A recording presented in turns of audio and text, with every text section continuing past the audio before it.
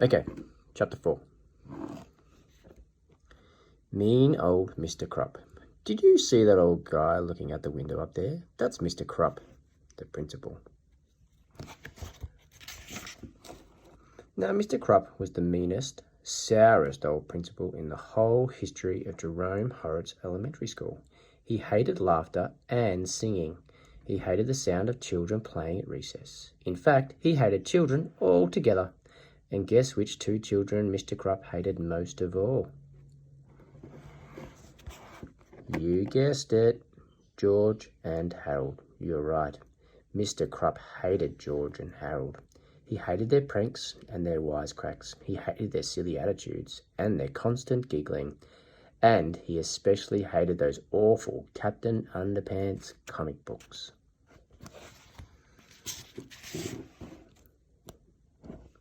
I'm going to get those boys one day, Mr. Krupp vowed. One day, very, very soon. Chapter 5. Remember when I said that George and Harold's silly streak got them into big, big trouble once? Well, this is the story of how that happened, and how some huge pranks and a little blackmail turned their principal into the coolest superhero of all time. It was the day of the big football game between the Horrocks Knuckleheads and the Stubbornville Stinkbugs. What? The bleachers were filled with fans.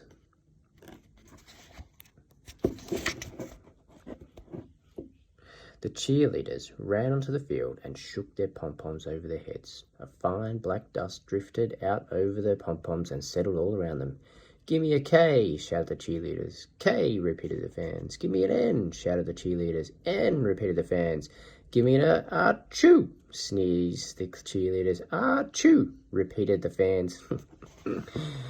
The cheerleaders sneezed and sneezed and sneezed some more. They couldn't stop sneezing. "Hey," shouted a fan in the bleachers, "somebody sprinkled black pepper into the cheerleaders' pom-poms."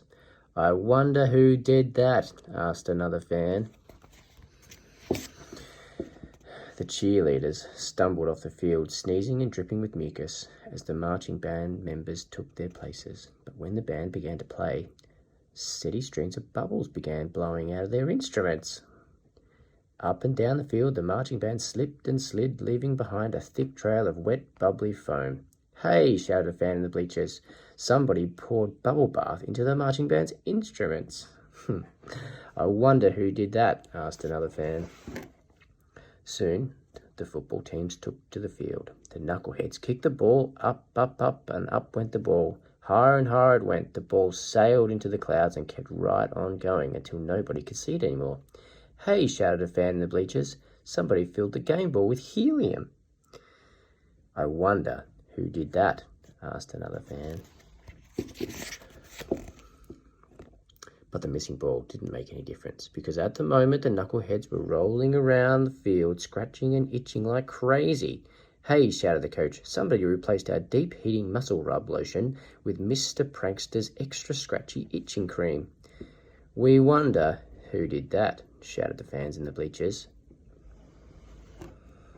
The whole afternoon went on much the same way, with people shouting everything from "Hey, somebody put sea monkeys in the lemonade" to "Hey, somebody glued all the bathroom doors shut."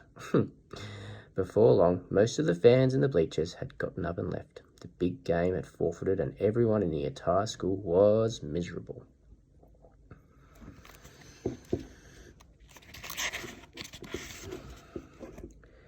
Everyone, that is, except for two giggling boys crouching in the shadows beneath the bleachers.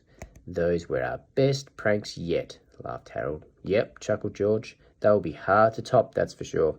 "I just hope we don't get busted for this," said Harold. "Don't worry," said George.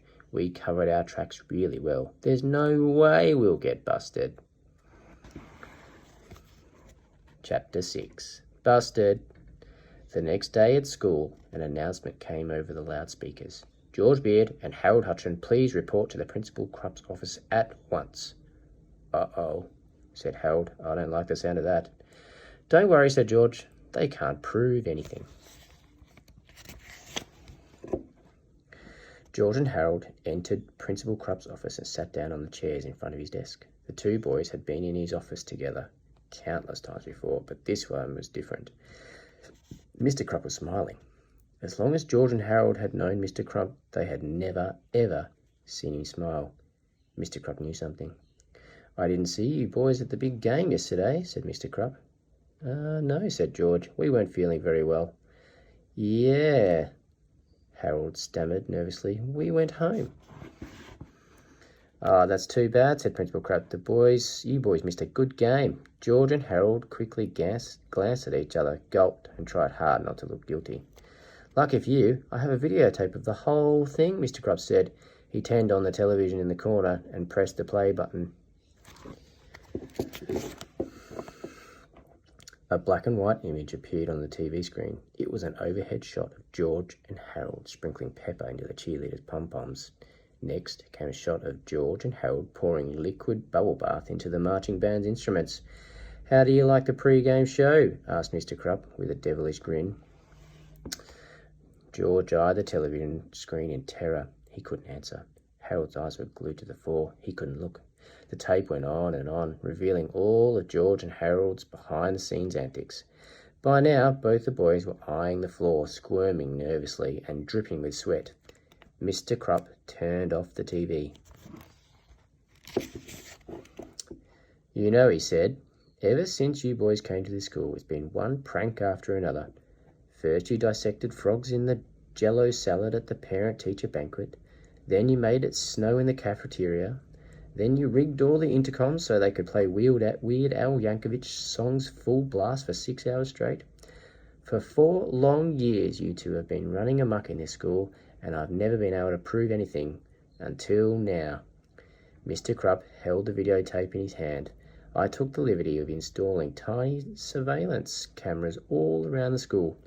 I knew I'd catch up with you two in the act one day. I just didn't know it would be so easy."